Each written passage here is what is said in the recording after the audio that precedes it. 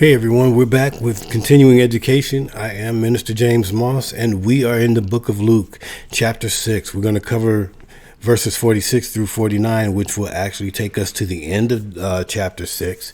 And this one is entitled, Jesus Teaches About Building on a Solid Foundation.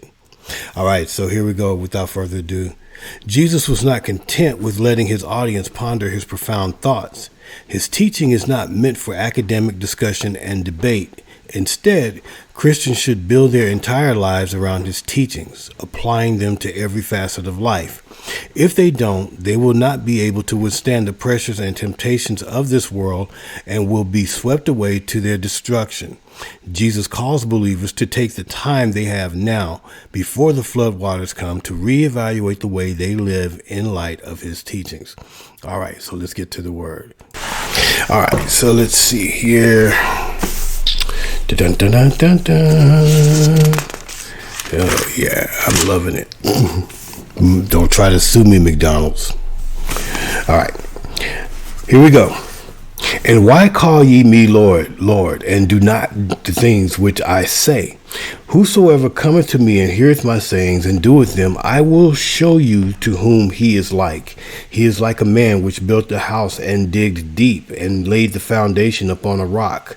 And when the flood arose, the stream beat vehemently upon that house and could not shake it, for it was founded upon a rock.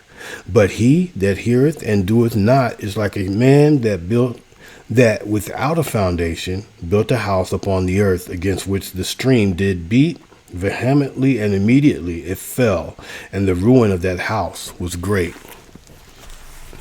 All right, so here we go, verses 46 and 47. To call Jesus Lord means we have committed oneself to following him and his teaching.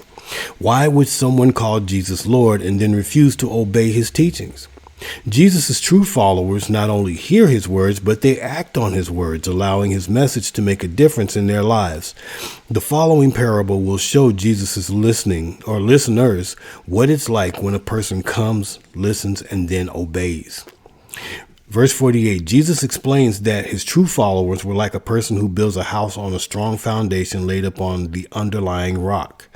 Jesus pictured Palestine's climate in these words. There were few rainfalls all year, but during the rainy season, heavy rains with excessive flooding could wash away poorly grounded homes. But those houses with their foundations on solid rock would be unaffected by the rising waters and beating winds. When the storms of life come, only the person who builds his or her life on the strong foundation of Jesus Christ will be able to stand firm. When life is calm, the foundation doesn't seem to matter, but when crisis come, the foundation is tested.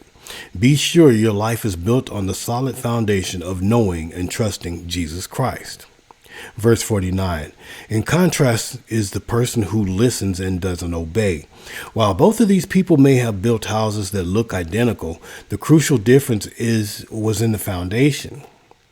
The person who won't listen to Jesus will be like a person who builds a house without a foundation. When the flood swept down against that house, it cannot stand firm. The sand beneath the house will be driven away, and the house will crumble into a heap of ruins. As character is revealed by fruit, so faith is revealed by storms.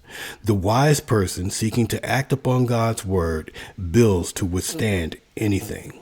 All right, so this is a great lesson, short and sweet, where Jesus talks about building on a solid foundation, and he puts it in a sense to where it makes sense. That it's like, okay, look, if you build your house on a solid foundation, you dig down and you strike bedrock, and then you make that bedrock a part of the foundation, which is Christ. Then when storms come, it has nowhere. The bedrock is the solidness, or the support that keeps the rest of the house stable. But if you're just building it to look pretty and it's just sitting, and just on top, when the sands are washed away and the stuff that you really believe in is actually proven to be felonious, then it's going to wash away, and that house is not going to have anything to support it or stand on, and it's going to crumble. So when we talk about our spiritual lives, it's the same way. The things that we put our trust in, how solid is that foundation? Is that foundation a deep foundation, something that we've really delved into and found the solidness that we can go no further in, which is basically the most solid foundation we're going to find is Christ. Spiritually speaking, that's the most solid foundation we're going to find is Christ.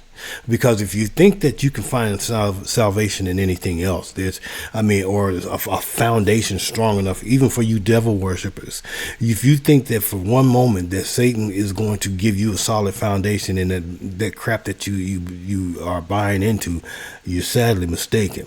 Because first of all, he's identified as being the father of lies. So if he's the father of lies, he's also the creator of deceptions. And so when you are putting your trust and your faith in this thing, in this belief system, you're putting your trust and faith in deception, which means that, it looks like a good place to put a house. It looks like a good place to build a foundation. We don't have to look like them and we don't have to sound like them. But then when the storms of life come and you are the one washed out at sea, then the devil's sitting back there on the hilltop looking at you like, look at that idiot. Look at that fool. Look at all these idiots that sit there and really believe.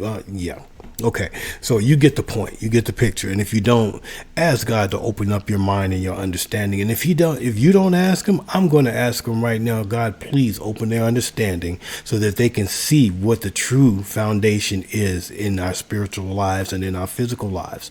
That we must depend on Christ for all things. God bless you. God keep you. And as I always tell you, continue to keep studying. God bless you.